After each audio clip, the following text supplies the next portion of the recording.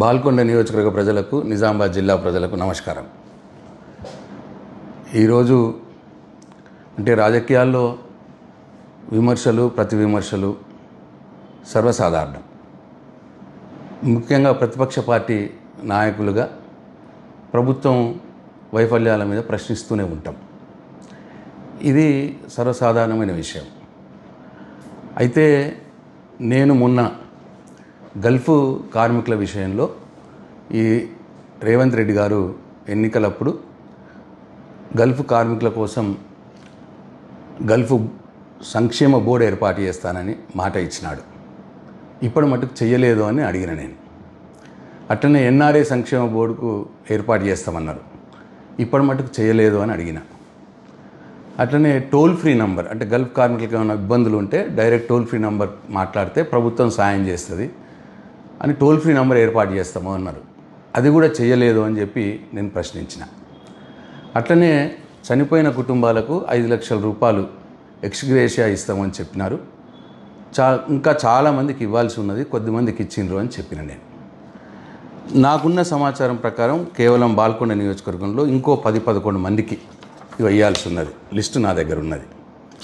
ఇది కోట ముత్తెన్న బోదపల్లి గ్రామం, అట్లనే జడాల రాజేశ్వర్ కుక్నూరు గ్రామం, బోపారం ముత్తెన్న వేంపల్లి గ్రామం, మాల గంగాధర్ తుర్తి గ్రామం, ఎగ్లోం గంగాధర్ గౌడ్ ముచ్కూరు గ్రామం, అట్లనే గూపెల్లి రమేష్ నర్సాపూర్ గ్రామం, కవ్వ శంకర్ బాల్కొండ గ్రామం, అట్లనే అరవింద్ గౌడ్ ఉప్లూరు గ్రామం మలేషియాలో చనిపోయాడు. అట్లనే పచ్చనల్పూర్ గ్రామానికి సంబంధించి గోజ కిషన్, షాబేర్ అలీ. వీళ్ళకి ఇంకా రావాల్సి ఉన్నది. వీళ్ళకి రావాల్సిన వాళ్ళకు కూడా ఇంకా రాలేదు, వాళ్ళకు కూడా ఇప్పియండి అని చెప్పి నేను అడిగిన. దీంట్లో తప్పేమున్నది? ప్రతిపక్ష నాయకుడిగా, ప్రతిపక్ష పార్టీ ఎమ్మెల్యేగా నా బాధ్యత ఇది. ప్రభుత్వాన్ని ప్రజలకు ఇచ్చిన మాట నెరవేర్చమని అడిగే బాధ్యత నా మీద ఉంటుంది. రేవంత్ రెడ్డి గారు అనేక హామీలు ఇచ్చినారు, హామీలు అమలు చేయట్లేదు, ప్రజల్ని మోసం చేస్తూ ఉన్నాడు అని చెప్పిన.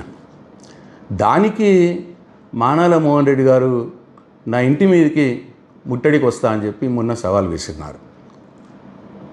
నా ఊరికి వస్తా, వేల్పూర్కి వస్తా, నీ ఇంటి మీదకి వస్తా అని చెప్పి సవాల్ విసిరినారు. ఇవాళ కొందరు కాంగ్రెస్ కార్యకర్తలు వచ్చి నా ఇంటి మీదకి కూడా వచ్చినారు, నా ఇంటి మీద దాడి చేసినారు. అయిపోయింది.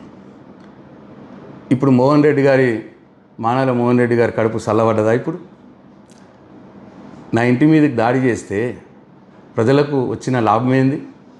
ప్రజలకు ఒరిగింది ఏంది? ఇట్లా మేము 10 సంవత్సరాల మేము ప్రభుత్వంలో ఉన్నప్పుడు మా కేసీఆర్ని కానీ మమ్మల్ని కానీ అనరాని మాటలు అన్నారు. ఇదే మానాల మోహన్ రెడ్డి గారు అన్నారు. కాంగ్రెస్ పార్టీ ఇన్ఛార్జ్ బాల్కొండ ఆయన నన్ను వ్యక్తిగతంగా చాలా మాటలు మాట్లాడినాడు. కానీ ఏనాడైనా వాళ్ళ ఇంటి మీదకి మేము పోయినామా? మేము అధికారంలో ఉన్నప్పుడు పోయినామా? ఇది సభ్యతనా? ఇది రాజకీయాల్లో మంచిదా? దయచేసి ఒకసారి బాల్కొండ ప్రజలు గమనించాలని చెప్పి నేను కోరుతా ఉన్నాను. మానాల మోహన్ రెడ్డి గారికి కూడా ఒక సూచన. నా ఇంటి మీదకి దాడి చేస్తున్నావు, లేకపోతే నేను రాజకీయ సన్యాసం తీసుకుంటున్నావు, లేదు మా వాళ్ళు నీ ఇంటి మీదకి దాడి చేస్తున్నావు, నువ్వు రాజకీయ సన్యాసం తీసుకోవాలని అడుగుతున్నావు, దాంతో ప్రజలకు వచ్చే లాభం ఏమి లేదు. అది వట్టి టైంపాస్ కార్యక్రమాలు ఇవన్నీ. ఇది అవసరం లేదు. ప్రజలకి ఇవాళ కావాల్సింది ఏంది? పార్టీలు ఎన్నికలప్పుడు వారు ఇచ్చిన హామీలు నెరవేర్చాలి. ఒకవేళ నెగ్గిన పార్టీ వాళ్ళు ఇచ్చిన హామీలు నెరవేర్చకపోతే నెరవేర్చమని నిలదీసే హక్కు ప్రతిపక్ష నాయకుడిగా నాకు ఉంటుంది. నాకు ప్రజలు ఇచ్చిన బాధ్యతనే అది. నేను అడగటమే ఇప్పుడు నా బాధ్యత. ఎందుకంటే ఇవాళ బాల్కొండ నియోజకవర్గంలో 51,000 మంది రైతులు ఉంటే 21,000 మందికి మాత్రమే రుణమాఫీ అయింది. 2 లక్షల రుణమాఫీ. ఇంకా 30,000 మందికి రుణమాఫీ కావాలి. మోహన్ రెడ్డి గారు ఆ పని చెయ్యండి. మీ ముఖ్యమంత్రి గారికి చెప్పి ఆ 30,000 మంది రైతులకు 2 లక్షల రుణమాఫీ ఇప్పియండి రాని వాళ్ళకి. అది చెయ్యాలి. ఈ ఇంటి ముట్టడితో వచ్చేదేం లేదు ప్రజలకు. నా ఇంటి మీదకి వచ్చి దాడి చేస్తే ప్రజలకు జరిగేదేం లేదు. అట్లనే రైతు బంధు మీరు ఒకసారి మొత్తంకి ఎగ్గొట్టినారు, ఇంకోసారి 4 ఎకరాల లోపల వాళ్ళకి ఇచ్చి మిగతా వాళ్ళకి ఎగ్గొట్టినారు. ఆ మొత్తంకి ఎగ్గొట్టిన వారికి తర్వాత 4 ఎకరాల పైన వారికి ఎవరైతే ఉన్నారో వాళ్ళకి రైతు బంధు ఇప్పియండి మీరు ముఖ్యమంత్రి గారితో మాట్లాడి.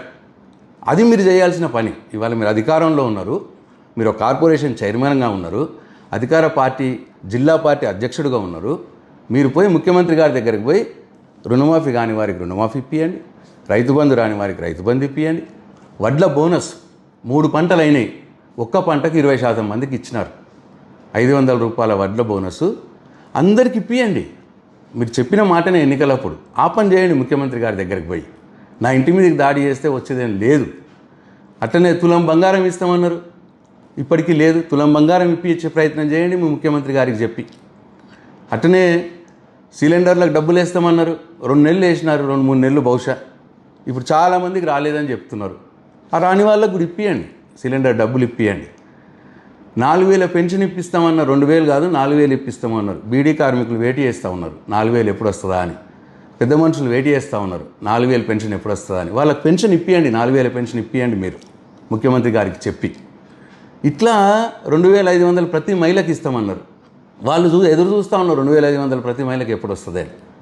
వాళ్ళకి ఇప్పియండి 2,500 మీ ముఖ్యమంత్రి గారికి చెప్పి. ఇది నా సూచన.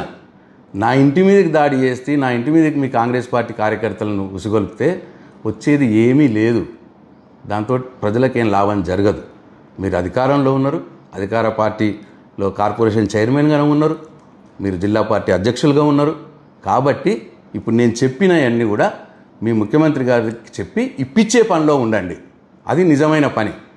నా మీదకి దాడి చేసుకోవడం నిజమైన పని కాదు. అది నా బాధ్యత. డెఫినెట్ అడుగుతా. మీరు ఎన్నిసార్లు నా ఇంటి ముట్టడించినా, నా మీద ఎన్నిసార్లు దాడి చేసినా, మీరు ప్రజలకు ఇచ్చిన హామీల్ని నేను నిలదీస్తూనే ఉంటా. ఇవ్వాలి అని చెప్పి నేను ముఖ్యమంత్రి గారిని విమర్శిస్తూనే ఉంటా. ఇది నా బాధ్యత. ఇవాళ ప్రతిపక్ష నాయకుడిగా నా బాధ్యత నేను నిర్వర్తిస్తూనే ఉంటా. మీ దాడులకు నేను భయపడిపోయి నా బాధ్యతల నుంచి నేను తప్పుకోను. కాబట్టి మీ బాధ్యతలు మీరు నిర్వర్తించే పని చేయాలని చెప్పి మానాల మోహన్ రెడ్డి గారికి సూచన చేస్తూ ఉన్నా. అట్లనే ఎవరో ఎన్ఆర్ఐ గల్ఫ్ ఫోరం సంబంధించిన వ్యక్తట దేవేందర్ రెడ్డి గారు ఆయన పేరు. ఆయన డైరెక్ట్ నా ఇంట్లోకే వచ్చినాడు. ఫస్ట్ ఫ్లోర్కి ఎక్కినాడు. ఎక్కి అక్కడ మా తమ్ముడు ఉంటే మా తమ్ముడిని కొట్టబోయినాడు. అక్కడ గొడవ చేసినాడు. అవసరమా అది? నేను అడిగింది కూడా గల్ఫ్ కార్మికుల కోసమే కదా నేను అడిగింది. దేవేందర్ రెడ్డి గారు, నేను అడిగింది మీరు సంక్షేమ బోర్డు ఏర్పాటు చేపియండి అని అడిగాను మోహన్ రెడ్డి గారిని. ముఖ్యమంత్రి గారిని అడిగాను. టోల్ ఫ్రీ నంబర్ పెట్టండి అని అడిగాను. ఇగో ఇంకా రానివారు ఉన్నారు, ఈ రానివారికి కూడా 5 లక్షల ఎక్స్గ్రేషియా ఇప్పియండి అని చెప్పి అడిగాను. దానికి మీరు గల్ఫ్ సంక్షేమ బోర్డు సభ్యుడిగా నన్ను అభినందించాల్సింది పోయి నా ఇంటి మీదకే మీరు దాడికి వస్తే ఇది ఏమాత్రం న్యాయము, ఏమాత్రం సబబు? కాబట్టి నా బాల్కొండ నియోజక ప్రజలు, నిజామాబాద్ జిల్లా ప్రజలు ఆలోచించాలని చెప్పి నేను కోరుతా ఉన్నా. జై తెలంగాణ, జై కేసీఆర్.